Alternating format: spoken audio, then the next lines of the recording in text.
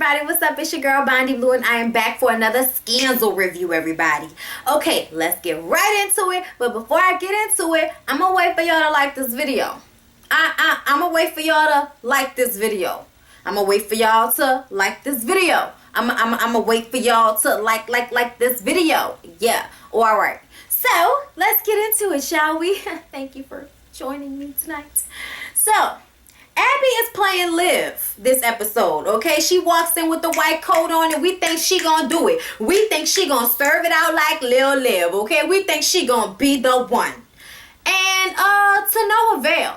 Whatever she's talking about, nobody gives a fuck. Cyrus tried to warn her, told her that she was about to go in the lion's den and about to get her head chopped the fuck off.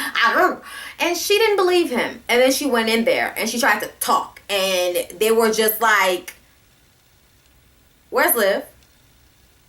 Whatever, Gabby.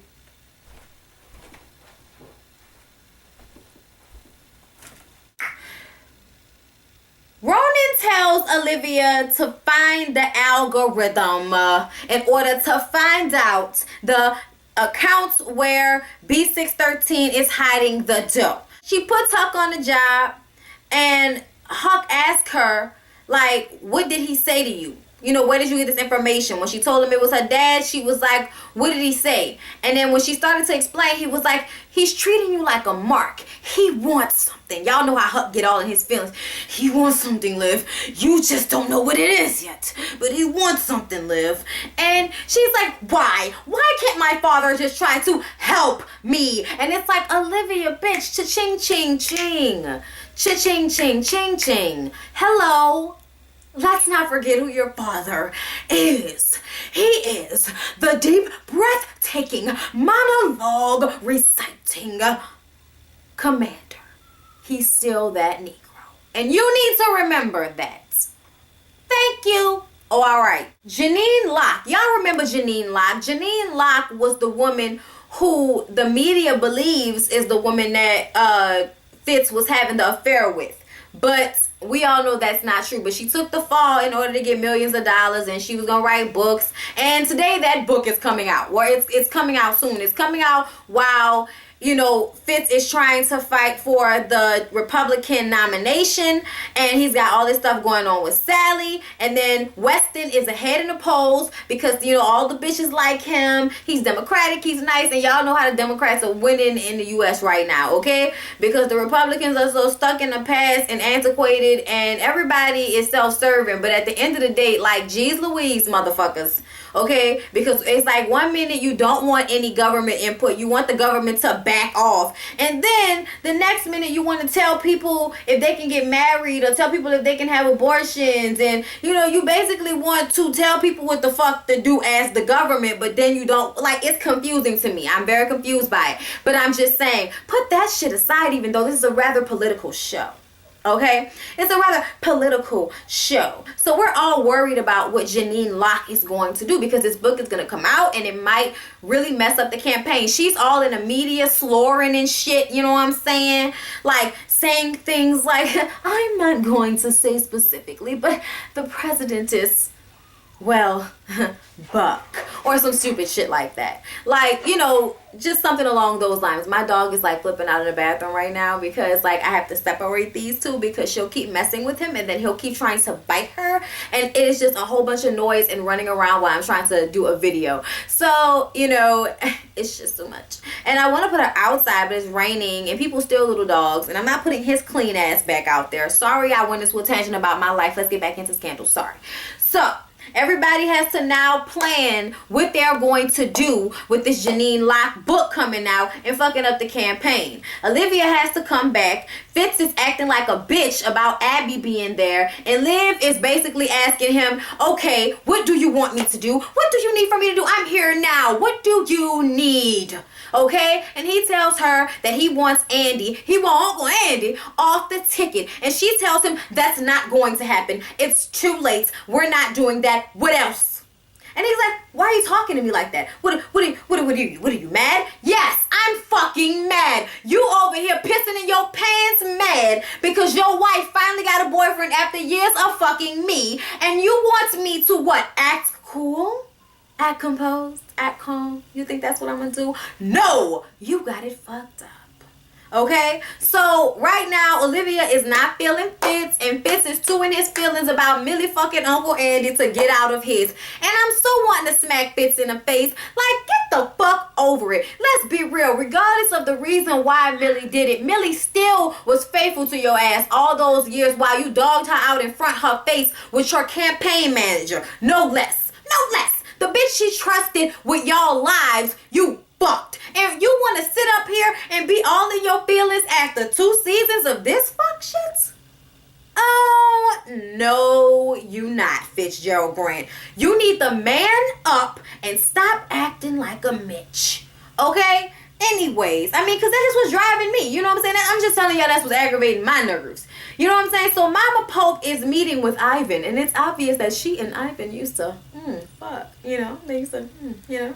And I'm like confused, but okay, you fucking Ivan, great. Supposedly her and Ivan, and you know, Ivan's gonna give her this mega bomb, and this mega bomb is going to be used to kill the president, and that's why Adnan had to go and get all of his whereabouts, which ways, and, you know, tinker doodles and shit. You know what I mean? Like, whatever Foolie Wayne word comes to my mind at the time, it'll work. You know what I'm saying, okay? She has to know the itinerary, okay?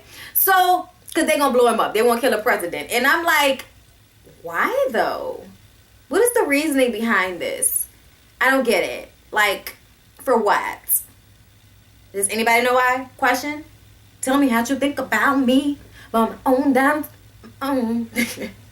So Jake comes to Olivia's door one night, drunk than a motherfucker, okay? And he's like on the phone, like, I'm at your door. And he's like banging on the door trying to get in. And she's like, what are you doing here, Jake? What do you want, Jake? And he was like, Liv, I'm here. I need to be saved. Save me. Come save me. I need to be saved. And Liv is like, I'm sorry, Jake. I can't let you in. You know what I'm saying? He was like, but Liv, just walk in the sun with me, bitch. Just walk in the sun with me once. And she was like, I wish we could do that too. But you gotta go. And I was like, you low-key played the piss out that, man. He starts banging on the door all angry. Brooklyn, let me in! It's like, remember when the crazy dude, Byron, was tripping out when he went to Diamond House and she told him to get the fucking heels? Like, I put a lot of money on you! And he was like, going off, y'all remember that? Like, that's what this was reminding me of. It was like, Jake, you know, I begin to like you. I start to like you. And then, bitch assness comes and occurs. And I wonder why I liked you in the first place. I don't know. I felt like I said that very poetic. Anyway, so let's just get on with it. My notes just slide up. That's my bad. Or I write. So Huck tells Liv her daddy played them because when he finally cracked the code, there was nothing on it, basically. You know, there was nothing on it. And he couldn't find the accounts. And she goes to Ronan and he tells her that the money was obviously moved by Jake. It was moved and put somewhere else. And it's somewhere that only B613 can know about because it's within B613. And, you know, before they had already discovered that B613 gets their money from all of the other entities in small increments. So nobody pays attention to the money or knows where it's going. Nobody asks any questions. The money is just going somewhere that they say it's for, but it's really for this. So that's how they get all their funding. So if they can get this algorithm, if they can get this other code, whatever it is, they can get all access to them, shut off their phones, shut off their electricity, cut off their accounts, everything. And that is exactly what they set out to do. So Cyrus leaked the information that Sally's daughter got an abortion because Sally is flip-flopping back and forth on abortion. And then you want to be so self-righteous. And then your feelings about God and what he wants and what God would not want. And the little babies and all of this fuck shit that she likes to spew. But then she go ahead and let her daughter get numerous abortions because she doesn't want her daughter to be perceived as, I don't know what, poor white trash? Okay. You know what I'm saying? Ho-ish, okay? Baby mama-ish, you know what I'm saying? Like a little, like, I don't know, ghetto-ish? Little bit. Don't matter where you live at. It's all, you know what I'm saying? What? It's all together, okay? That is when we are all one. When we do ignorant shit. We are all one. When we do very, very ignorant Shit. Ask MTV. Anyway, a little parched. Whatever.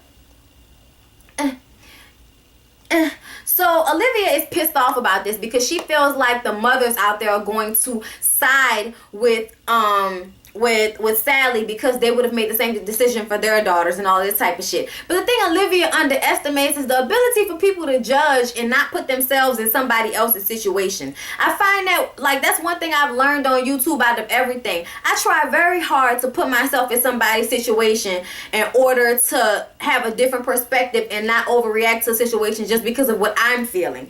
And I noticed that people don't really do that. Like, even with these reality shows, some of the comments people make, and I'm like, this person is really looking at this situation like it's happening to somebody that they don't care about, like it's happening to somebody that doesn't matter. You know what I'm saying? And it may not matter to you, but that person still matters. So the situation still resonates the same, whether you understand that or not. Their pain, the way they feel, how whatever they're going through can be you. You know what I'm saying? You can be going through that exact same thing. So you have to be able to put yourself in somebody else's shoes sometimes. I mean, I'm not saying every time the shit work, but I'm just saying do it more often than some of you motherfuckers do. That's all I'm saying, okay? That's all I'm saying. And you know, Liv underestimated that because I think Sally really did go down a little bit in the polls, but not that much. So Cyrus tells her she should have been there and that the president is trying to replace Andy against her wishes. So she, you know, asks him again what he needs when she goes in the office and basically tells the lady to get the fuck out of here. We ain't looking for no new VP. Get your ass out of here, in a very nice,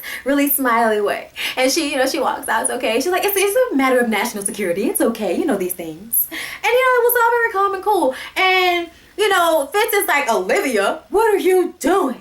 And I'm like, are you drunk, Fitz? Like, he's always like so tired eyes. What are you doing, Olivia? It's like, Puffy, you are not sharp right now, are you? She keeps explaining to him that it would not be in his best interest to replace Andy at this point because he would look weak. It would look like you're going back and forth on the situation. You look weak. You don't look like you're solid if you have to keep changing it. You picked him, he's your guy. That's fucking that. Okay, that's it, that's all. Okay? And she asked him what he wants. And he says he wants Andy to stop having sex with his wife. And I'm like, so does that mean you're gonna stop having sex with Olivia? Okay?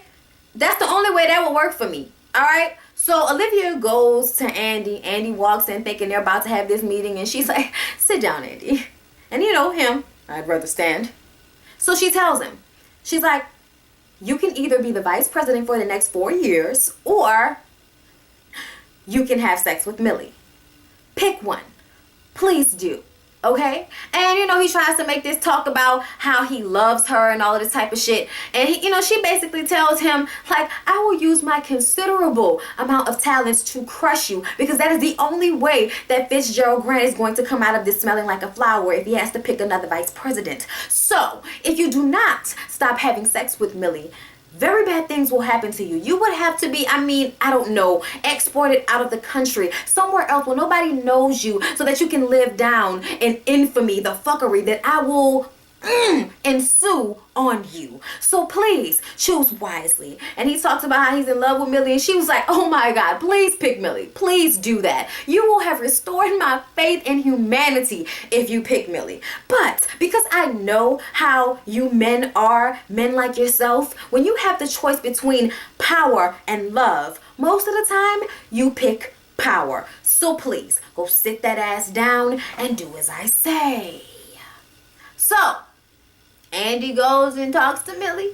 And Millie, you know, want to get that shit popping. You know what I'm saying? After she did this bomb-ass speech at the Veterans Hospital for Women. And she got all these women voters talking about how she was so inspired by their sacrifices. And her hair was perfect. And she was dressed nicely. And when her and Fitz kissed each other, he put his hands on her ass a little bit. You know, all that's good for the camera. So everything's copacetic, and she's coming to him wanting that good after the fact, right?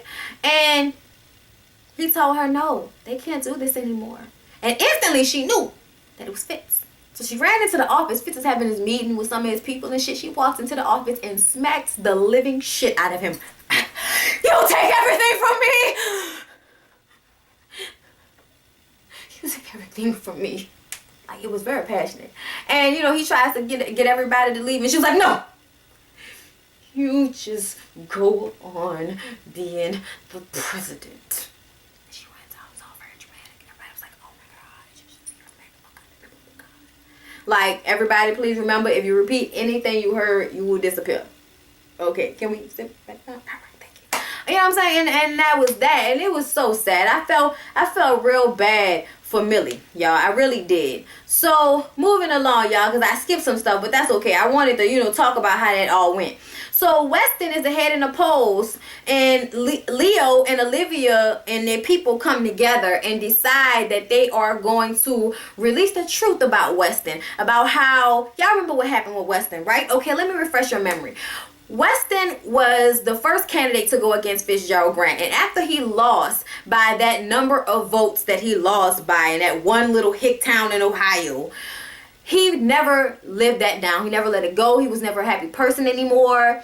He was just fucked up after that, and he was a horrible husband. He was not present at all. So his wife had an affair, okay? And she explained all this to Liv about how she had an affair. Well, she was having sex with him, and the husband came home and shot the guy, talking about he thought his wife was being raped. But in actuality, he had already known that his wife was having an affair and knew that the guy was going to be there, and bought a gun ahead of time and had a drink at a bar before he went to get some liquid courage.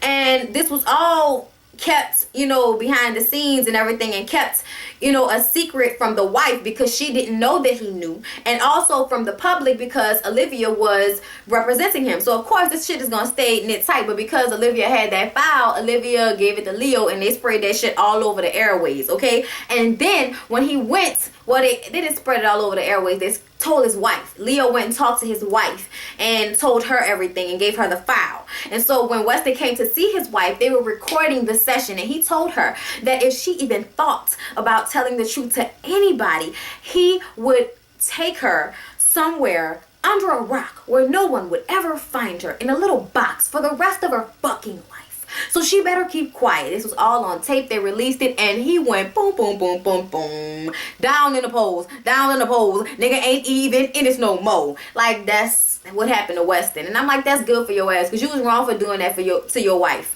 Granted, she shouldn't have cheated on you, but it's not like you was being a good husband or some shit. Like, you fucked up for that. Just because you wasn't cheating, fucking wasn't like you was loving her. You was too busy feeling regretting and not knowing what you didn't do and all of this crazy shit about not being the president. Like, you act like that's the easiest thing in the world to do. Do you know how many people try to be the president and never be the fucking president? You know how many people try and you know, and try to get nominations every time and never become president, but they don't just give up and just give up on their lives. Like, you needed to man up a long time ago, and since you didn't have the balls to do that, I'm sorry, you don't have the balls to be a president. So now it's only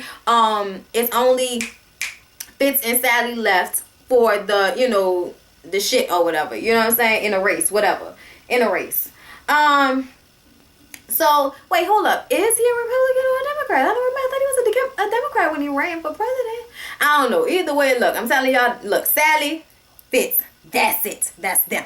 So moving along, y'all. So Quinn and Charlie get you know, they're watching Mama Pope, and when she getting her bomb from Ivan and shit, and they, you know, Quinn wants to go in. Quinn wants to go in and do something as soon as they see the bomb, and they tell Command they see the bomb, but Jake is telling them he wants to know what they're going to do with the bomb, so he tells them to sit back. The whole time they're in the situation, Charlie is talking about how she wants to go in there and save the day and get Liv's mom so that her and Olivia can be cool again so she can run back to them. And it's just so aggravating. It's just so fucking aggravating. It's like, Charlie, oh my God, like, I wish you would just shoot him. Like, just shoot him in the fucking head, for Christ's sake. Nobody wants to hear you bitching and crying like y'all been together for so long. Just because you're a psycho crazy and don't know the difference between like a little relationship and actually like living together, wanting to be with somebody, and you controlling and scaring the piss out of somebody, like, you should just be alone, because you're crazy and you're nuts and nobody wants to see this shit. So as far as I'm concerned, Quinn, if you don't put a fucking bullet in his head, would you please tell Huck to do it, because I'm getting tired of Charlie with this controlling shit, okay? Just beat her already and get over with it. Like, that's what I'm feeling like, you know what I'm saying? I shouldn't be feeling like that about it, but that's how I'm feeling, you know? So anyways, so, you know, when they go to bust in, Olivia and Huck and them are, you know, getting that code, and they shut down B613. Jake ran up on Olivia and choked her ass up and said, "Do you know what you just did? Do you know what you just did?" And she's like, fuck. And he holding a gun on Huck at the same time, because you know Huck would have been knocked this nigga out, right? And, you know, he was like, you just killed the president. And it was like, bump, bump, bump. Because she asked her daddy not to kill him. You know what I'm saying? When she went to go talk to her daddy. And, you know, he told her, I promise not to touch a hair on his head. That's it. That's all I promise. And that don't mean shit.